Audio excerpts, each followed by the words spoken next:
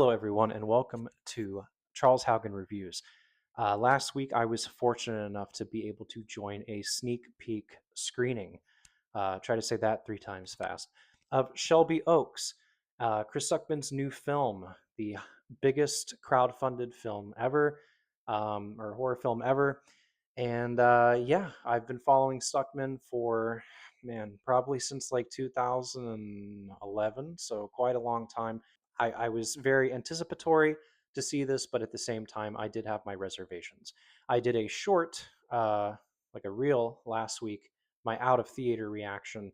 If you want to go check that out, it will be linked below. This is going to be a spoiler free review, so no worries about that. I am simply just trying to give you enough information to where you can decide whether this is something that you want to see or if you don't want to see it, right? And obviously to give my personal opinion and my personal feelings about the film itself. I'm going to try to be as unbiased as possible, The last night given I my saw her, she length said of she time could I've live to been following see the Stuckmann. ghost of Obviously, there's probably going to be next a year. bit of bias, but I'm sure that you hear that from every one of these reviews of anybody that gets to see it early. Bloody Disgusting did this like screening, and I think it was only for like a day or two, and they did it at select cities, and it was free to get in, but it filled up fast.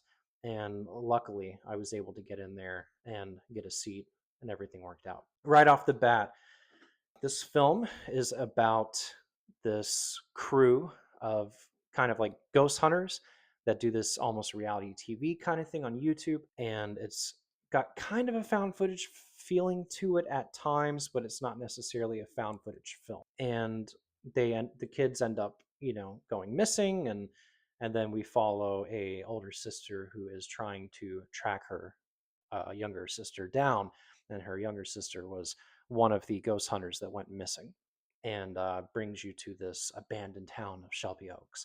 There's definitely some inspiration here. We know Stuckmann really likes Blair Witch Project and films like that, but I also did pick up on some Silent Hill vibes, which I'm always going to be here for. I actually kind of dig Silent Hill quite a bit, so definitely have a little bit of that in here.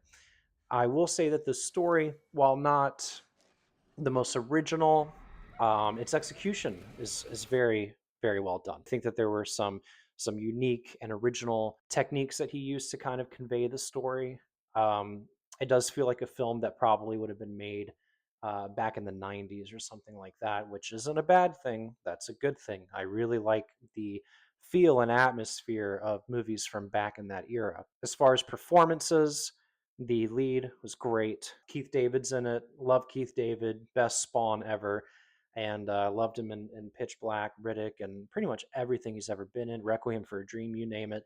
Guy always brings his A game. It was so cool seeing that. Had to have been a dream come true to work with him. The performances were good. Nothing that like blew me away or anything. Nothing like what we saw in Bring Her Back or some of these other films that have come out this year. But they were good. They were able to hold the film together and be convincing, which is at the end of the day all you can really ask for. If we get more, then that's just extra. And the writing, I think, was the biggest area where Stuckmann is going to have a lot of room to improve upon. And writing is in dialogue. I think the story is good. The story's interesting. It's intriguing. It's a good mystery. It gets you really engaged. But I do feel that the dialogue at times felt stinted. It felt wooden, and that's expected from a film that's starting out with a brand new director and all this other stuff, and lesser known actors, etc. I do think that that's going to be the real area that we're watching Stuckmann in the future with his next films to see if he improves. And yeah, but as far as like, did it ever take me out of the film? No, it didn't. I felt like it was still pretty strong in some areas. It was just certain times it didn't feel all that natural, but it was never disserviceable. Like, it never felt like it was taking away from anything blatantly. Cinematography was really good, very impressive for how small the budget was. Actually, editing was good. There was a lot of Shyamalan style angles and stuff that I picked up on because, as we know, Stuckmann loves Shyamalan. I definitely could feel that inspiration coming through at a lot of different sequences with the way that the camera would work. Sound design and that aspect was really effective. He definitely used sound to bolster up a lot of the scares. And speaking of which, I do think that some of the scares in here are very effective. Extremely impressed, honestly, to see a first-time director like Stuckman be able to achieve that. It it kind of takes a lot for me to jump, and there was one specific scene that did make me go, huh, just because I wasn't expecting it, and I think that's a real testament to his ability in this film to build tension. I think he did an excellent job with that.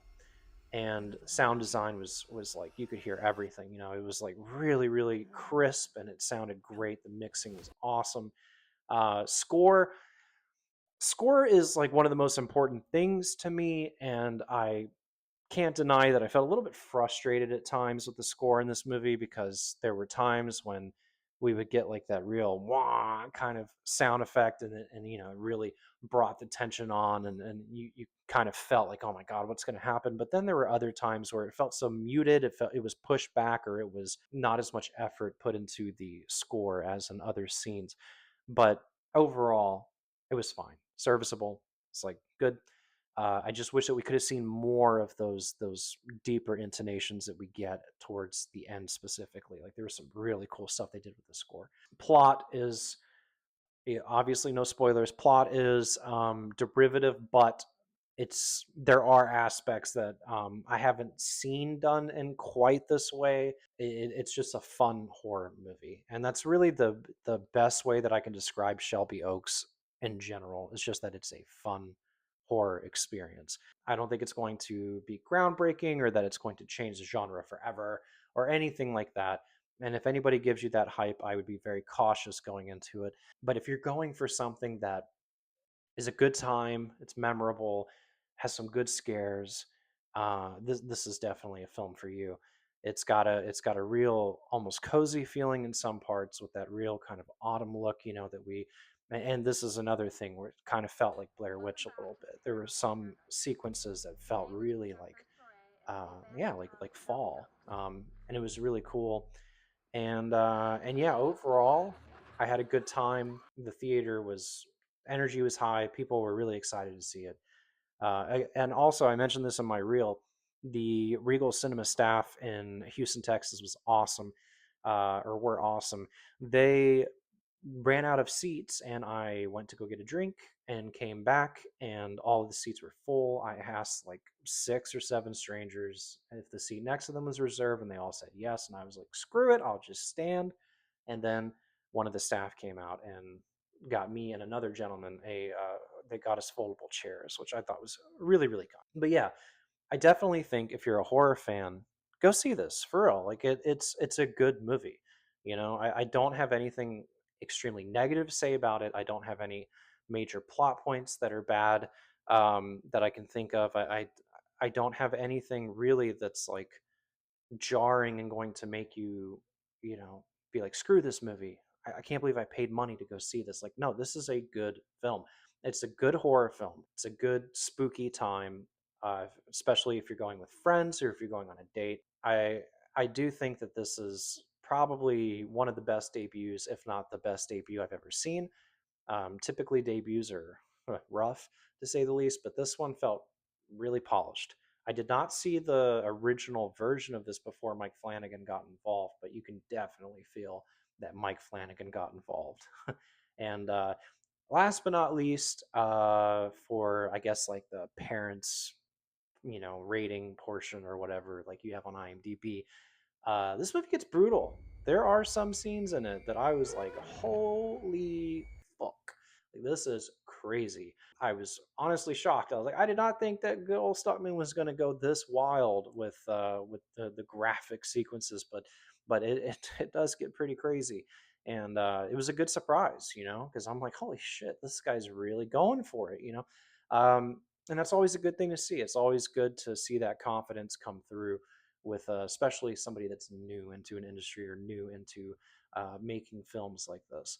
So Overall, I'd give it probably 7.5 to 8 out of 10. I'm going to see it again, probably opening night when it comes out. There are a lot of things about this movie that speak to me specifically, so my score might seem a little high to like a general viewer. I like found footage. I like fall woodsy feelings. I like old school horror from the 90s. I like Silent Hill. I like things like that. So, and I like a lot of other things that I'm not going to get into because it's spoiler territory. But if you want to see a spoiler review, let me know. If you want to see me break it down, if you want to hear all the ins and outs of the film, what happens, what I think of what happens, the ending, etc., let me know. But yeah, great time, honestly. Great film. This year has been insane for horror so far, and Shelby Oaks is no exception.